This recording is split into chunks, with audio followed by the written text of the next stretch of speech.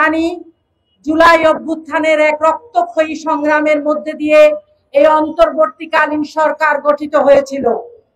যে আন্দোলনের রক্তস্নাত পথ বেয়ে এই সরকার গঠিত হয়েছে, যাদের সিদ্ধান্তের কারণেই সরকারের পক্ষ থেকে একাধিক সংস্কার কমিশন গঠিত হয়েছে, তারই একটি সংস্কার কমিশন হচ্ছে এই নারী বিষয়ক সংস্কার কমিশন। কিন্তু আমরা অত্যন্ত দুঃখের সাথে লক্ষ্য করেছি এই কমিশনের প্রধান শিরিন পারভীন হক টিভি টক শোতে উল্লেখ করে বলেছিলেন যে কোনো ইসলামিক স্কলারকে এই কমিশনের অন্তর্ভুক্ত করার কোনো প্রয়োজন তারা মনে করেনি।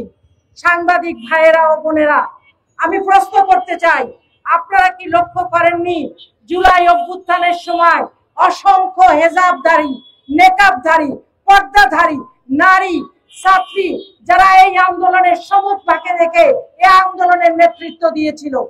তাহলে কি আপনি বলতে চান যারা এই আন্দোলনে হিজাবধারী মুসলিম মহিলারা, নারীরা, ছাত্রীরা অংশগ্রহণ করেছিল তাদের সেই অংশীজনকেও আপনি অস্বীকার করতে চান?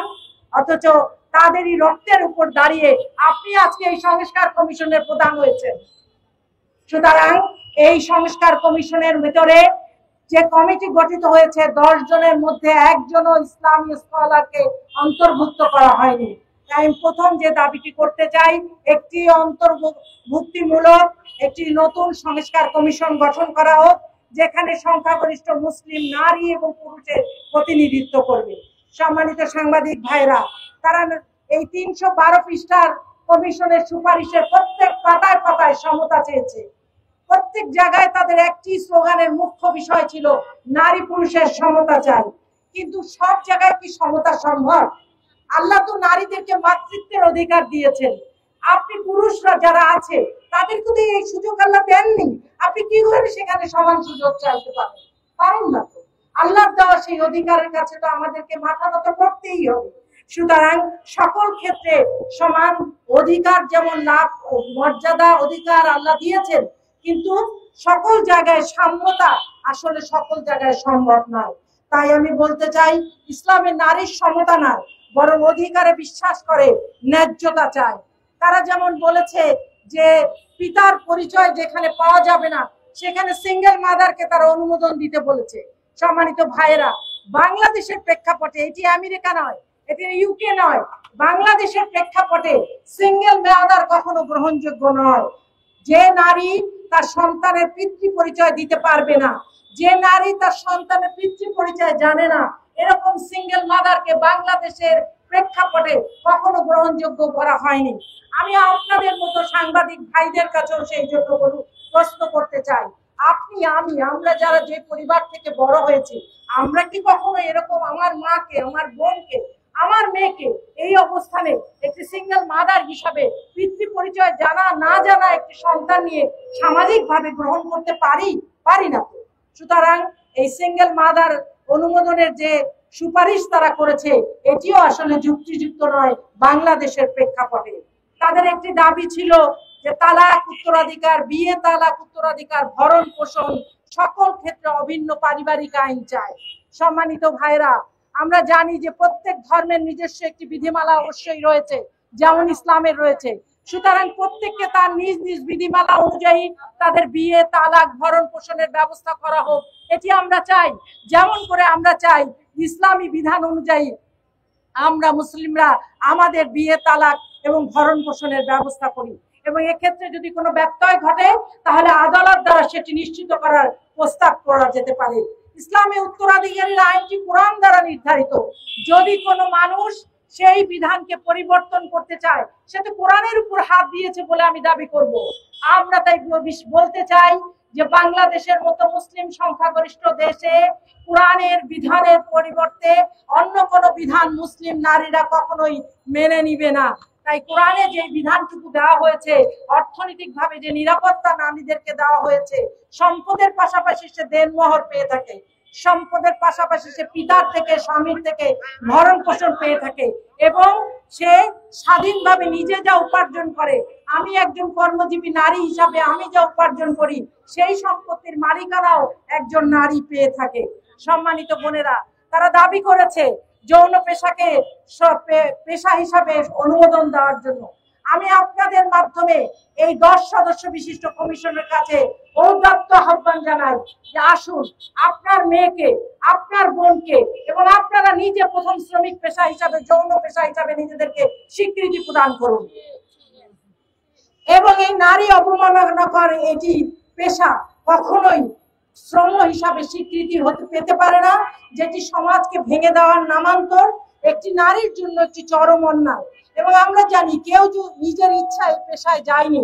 আমরা অনেক যৌন কর্মীদের সাথে কথা বলে দেখেছি, তারা নানাভাবে প্রতারিত হয়ে দালালের খপ্পরে পড়ে এই পেশার মধ্যে অন্তর্ভুক্ত হয়েছে, যেখান থেকে বের হওয়ার জন্য তারা প্রতিনিয়ত চেষ্টা করছে।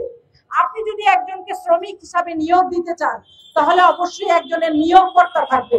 একজন শ্রমিক হবেন, তার শ্রম মজুরি নির্ধারিত হবে, কর্মঘণ্টা নির্ধারিত হবে, সেখানে কেউ টাকা ইনভেস্ট করবে, ব্যাংক থেকে লোন দেওয়া হবে। তাহলে কি এই যৌন পেশাটি একটি ব্যবসা প্রতিষ্ঠানে পরিণত করতে চায় তারা? যে দেশে যেখানে টাকা ইনভেস্ট করে একটি ব্যবসা তৈরি করা হবে, আর মুসলিম নারীরা, মেয়েরা সেই পেশায় অংশগ্রহণ করে তারা ইনকাম করবে, এটি কতখানি গ্রহণযোগ্য এবং কতখানি বাংলাদেশের প্রেক্ষাপটের জন্য এটি গ্রহণযোগ্য হতে পারে?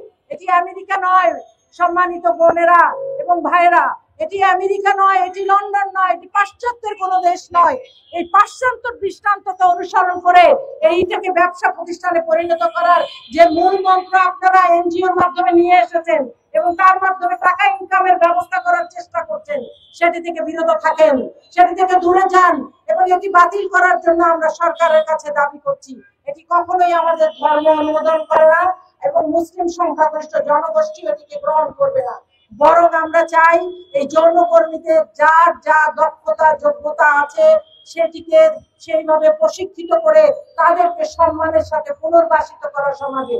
আপনারা জানেন ইরান বিপ্লব হওয়ার পরে ইরানের সমস্ত পতিতাদেরকে প্রশিক্ষিত করে তাদেরকে সমাজে পুনর্বাসিত করা হয়েছিল। সুতরাং এই পতিতাবৃত্তি অনুমোদন করে দিয়ে সমাজকে ভেঙে দিয়ে, পরিবারকে ভেঙে দিয়ে একটি অস্থিতিশীল পরিবার ব্যবস্থা গড়ে তুলতে চাচ্ছে। এবং এইভাবেই স্বামী সন্তানকে পতিতালয়ে যাওয়ার ব্যবস্থা করে দিয়ে একটি নারীকে আবার অ্যাকিউজ করা হচ্ছে, অভিযুক্ত করা হচ্ছে যে সে ম্যারিটাল রেপের শিকার হয়ে ফৌজদারি আইনে শাস্তি দাবি করতে পারবে। যদি কোনো নারী এটিকে অপব্যবহার করে, তাহলে তো পরিবারের সেই স্বামীটি বিয়ে বাদ দিয়ে পতিতালয়ে যাওয়া শুরু করবে। তার কি দরকার এই ম্যারিটাল রেপের ফৌজদারি আইনের আওতায় এসে শাস্তি ভোগ করা? বরঞ্চ নিরাপদে নির্বিঘ্নে সে পতিতালয়ে চলে যাবে। সম্মানিত বোনেরা, ভাইয়েরা, এই ম্যারিটাল রেপের এই আইনটি এটি বাংলাদেশের জন্য বা কোনো মুসলিম দেশের জন্য কখনোই গ্রহণযোগ্য নয়। আমি স্বীকার করি অনেক স্বামী কর্তৃক নারীরা নির্যাতিত হয়, আমরা সেটা জানি। অনেক স্বামী কর্তৃক পরিবারে নারীরা নির্যাতিত হচ্ছে। যদি এই নির্যাতিত নারীদের জন্য আপনাকে নির্যাতন বিরোধী আইনের মাধ্যমে শাস্তি প্রয়োগের ব্যবস্থা করতে হবে এবং এর যথাযথ প্রয়োগ করে সেই স্ত্রীর সেই ন্যায্য অধিকার আদায়ের ব্যবস্থা করতে হবে এবং সেই স্বামীকে হয় মানসিক চিকিৎসা দিতে হবে, না হয় আইনের আওতায় এনে শাস্তি দিতে হবে। এবং আপনারা এতক্ষণ পর্যন্ত শুনেছেন তারা এত সমতা চেয়েছে সব জায়গায়। ভাইয়েরা, আপনারা দেখেছেন তারা 312 পৃষ্ঠায় বারবার সমতা চেয়েছে, কিন্তু আবার ফিরে গেছে সেই কোটার পক্ষে। তারা 300 আসন শুধুমাত্র ওনলি ফর উইমেন চেয়েছে। তাহলে তো সেই আমরা কোটাতেই আবার ফেরত গেলাম, যে কোটার বিরুদ্ধে বাংলাদেশ ঐক্যবদ্ধ হয়ে আন্দোলন করেছে। 300 আসনে কিন্তু শুধু নারীরাই নির্বাচন করে, আবার ওই বাকি 300 আসনেও কিন্তু নারীরা পুরুষের পাশাপাশি নির্বাচন করতে পারবে। তাহলে কি হলো, যে একই নারী ওই 300 আসনে নির্বাচনে অংশগ্রহণ করবে, আলাদা 300 আসনে সে সরাসরি নির্বাচিত হবে। তাহলে এটা কি সমতা হলো? এটি স্ববিরোধী নয়, বরং এই ধরনের স্ববিরোধী আইনকে প্রত্যাহার করার, সুপারিশকে প্রত্যাহার করার আবেদন করছি। তারা একটি দাবি করেছে পার্বত্য চট্টগ্রাম সম্পর্কে, যে পার্বত্য চট্টগ্রামের নাম পরিবর্তন করতে হবে, পার্বত্য চট্টগ্রামের কর্মপরিধি পরিবর্তন করে নির্ধারণ করতে হবে। আমি আশ্চর্য হয়ে যাই, নারী বিষয়ক সংস্কার কমিশন কি করে একটি দেশের নাম পরিবর্তনের ব্যাপারে সুপারিশ করতে পারে? এটি কি তাদের আওতার মধ্যে পড়ে? কখনোই পড়ে না, এটি তাদের আওতার অন্তর্ভুক্ত নয়। সুতরাং এখানে তারা যে দাবিটি করেছে, এটি আমি মনে করবো একটি সীমা লঙ্ঘনমূলক দাবি, এটি একটি ষড়যন্ত্র একটি দেশের বিরুদ্ধে। সুতরাং এই দাবিকে ব্যাখ্যা দিতে হবে তাদের, কেন তারা এটা বলেছে, এবং এই ব্যাখ্যা দিয়ে তাদেরকে এটিকে প্রত্যাহার করতে হবে। সম্মানিত সাংবাদিক ভাইরা, তারা প্রত্যাহার চেয়েছে সিডর সংরক্ষিত ধারাগুলি। 1984 সালে বাংলাদেশ সরকার সিডর 2টি ধারাকে সংরক্ষিত রেখে জাতিসংঘ সনদে স্বাক্ষর করেছিল। সেই 2টি ধারার একটি ধারা হচ্ছে গর্ভপাতকে অনুমোদিত দেওয়া, জেনারেলাইজ করা, আর দ্বিতীয়টি ছিল অভিন্ন পারিবারিক আইন। আমরা জানি এই 2টির কোনোটি বাংলাদেশের প্রেক্ষাপটে এখনো পর্যন্ত গ্রহণযোগ্য নয়, কিন্তু এই 2025-এ এসে তারা সেই সংরক্ষিত ধারাটাকে প্রত্যাহার করার সুপারিশ করেছে। আমরা এটির প্রতিবাদ করছি যে এই 2টি ধারা ইসলামের বিধান অনুযায়ী বাংলাদেশের জনগোষ্ঠীর আকাঙ্ক্ষা অনুযায়ী এটি গ্রহণযোগ্য নয়। সুতরাং সবশেষে বলতে চাই, জুলাইয়ের অভ্যুত্থানের এই রক্তক্ষয়ী আন্দোলনের পরে যে অন্তর্বর্তীকালীন সরকার গঠিত হয়েছিল, সেই নারীদেরকে এই 312 পৃষ্ঠার কোথাও তারা উল্লেখ করেনি, সেই শহীদদের প্রতি শ্রদ্ধা জ্ঞাপন করেনি, সেই আহত বোনদের ভাইদের প্রতি কৃতজ্ঞতা স্বীকার করেনি। এটি একটি, আমরা মনে করি, একটি উদ্ধত্যপূর্ণ আচরণ। এটি কখনোই গ্রহণযোগ্য নয়। যে আন্দোলনের রক্তের উপর দাঁড়িয়ে এই কমিশন গঠিত হয়েছে, সেই আন্দোলনের শহীদদের, আহতদের তারা স্মরণ করেনি, কৃতজ্ঞতা প্রকাশ করেনি, পাঠ্যপুস্তকে তাদেরকে অন্তর্ভুক্তির আবেদন করেনি। সুতরাং